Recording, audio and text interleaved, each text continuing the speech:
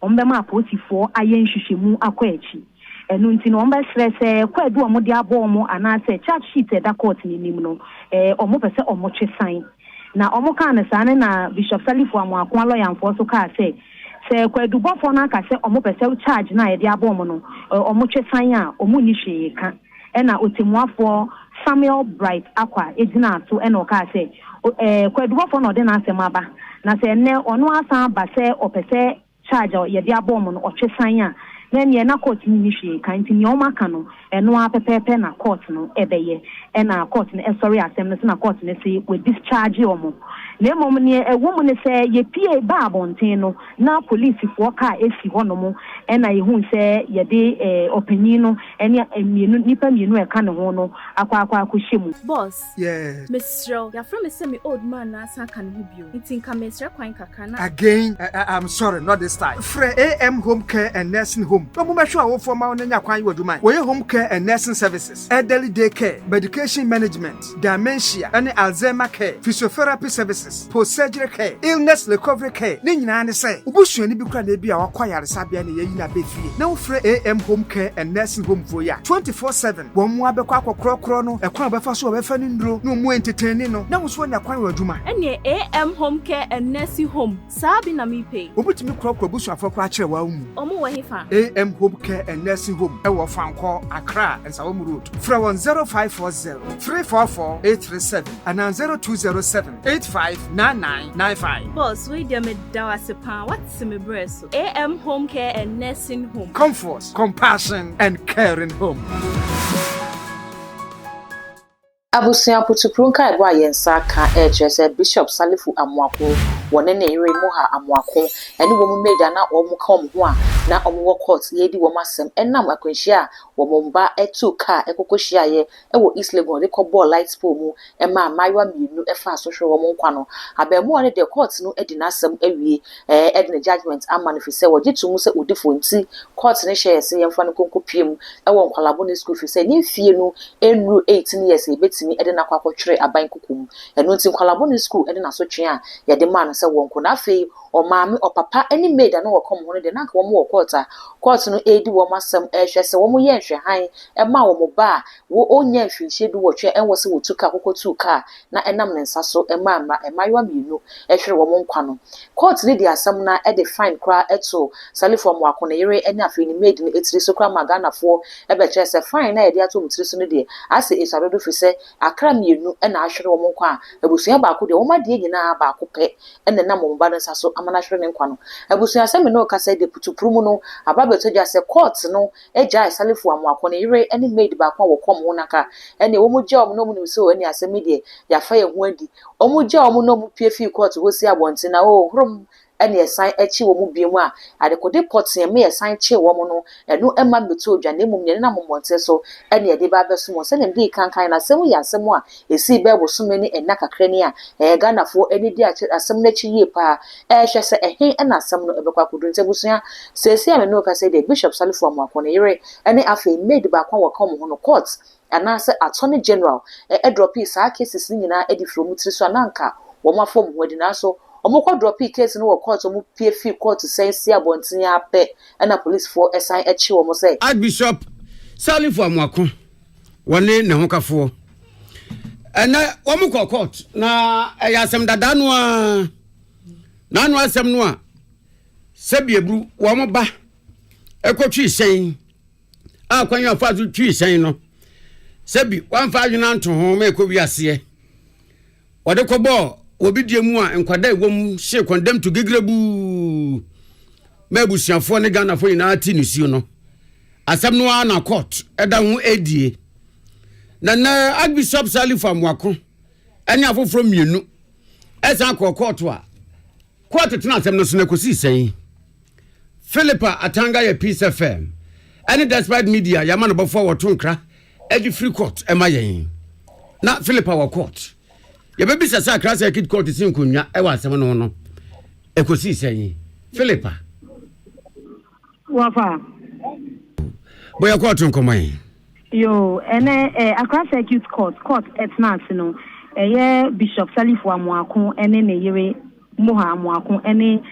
ababawa baako kan ho ani din di Linda Bempa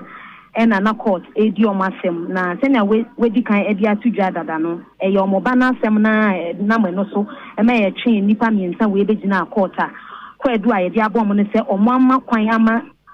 abemu a woni license etuka ama atoye nchemu esi enti court netina ase na kwedu bofo na sorry ka che court ne se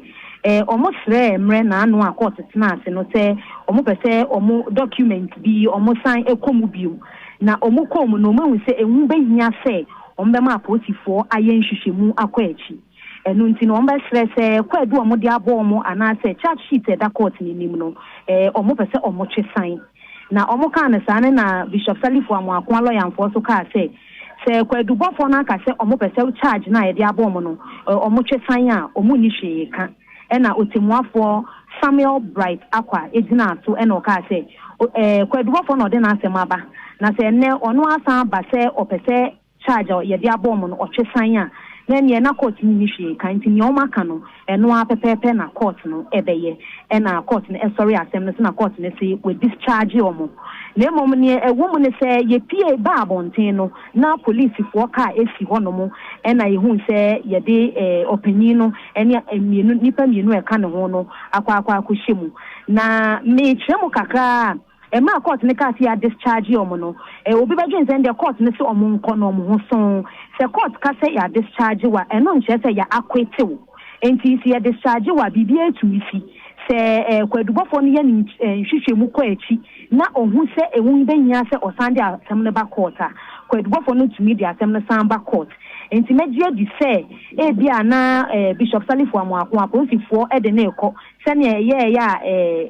kwadubofo na di tuja se omo pesa aposifo ye nhwehwemu no bia na omo di omo ko na omo mwa nhwehwemu no na enu echi no ne ewo mu bia no mi gidi se omo de beba be tuja e wo court ama ya san kwa akodi echi Philip ma mimbi sanji nchiremu kakra osi ya discharge wo mo court wo no a wo mu pie no na police case wo na archbishop wo mo de no kwafo ye does it mean say wo mo de fresh charges abona na what I want say me ka say omo say charge na da court ni me permitting an unlawful person to drive no and me charge I dey abom and no na kwadu for no say or withdraw sa charge no enti say ko ba ne say asand na ba court na che say be fresh charges and na omo de be ba to court ni nim enti charge na da court ni nim ko si na pay ya ye court ni discharge omo na de ye samba court bi ma megidi say nsakraye ebebem na ye ononko na ye de no kwafo police for car no ana say afufro mienu na ka no ho no ba so ma edi kwed na bom nyina nti afufro mienu no ne yere ne sister na o ka ho an ne so shop attendant Linda Bempo mum nyante nyina ne edi omokofo ka nti ka no tu ko ye no de na kakra ye nim ne sense bia police for wo kwadu fufo bia wo mde bowo a se bia ye circuit court na ye di asem no a what discharge wona wo pie ye no ano na kwadu bofo no wakọ file obi a circuit court bi entimu furu anamo sanso ko biu we na no ye do amo ko no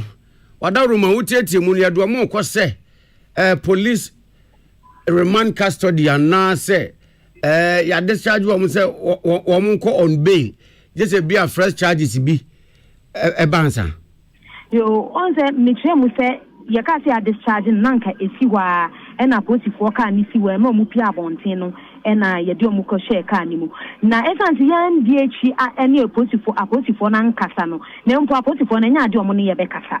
enti sa me de ye nim ba bi kra mpo omo ne omo ko ene ne ye be pie fi mu aba na emom se omo re-arrest omo no nko ade na che se ye be sa tisa asem no wo court no na de be fresh charges esanti se kwed bofo ni di kan wo court dem wo say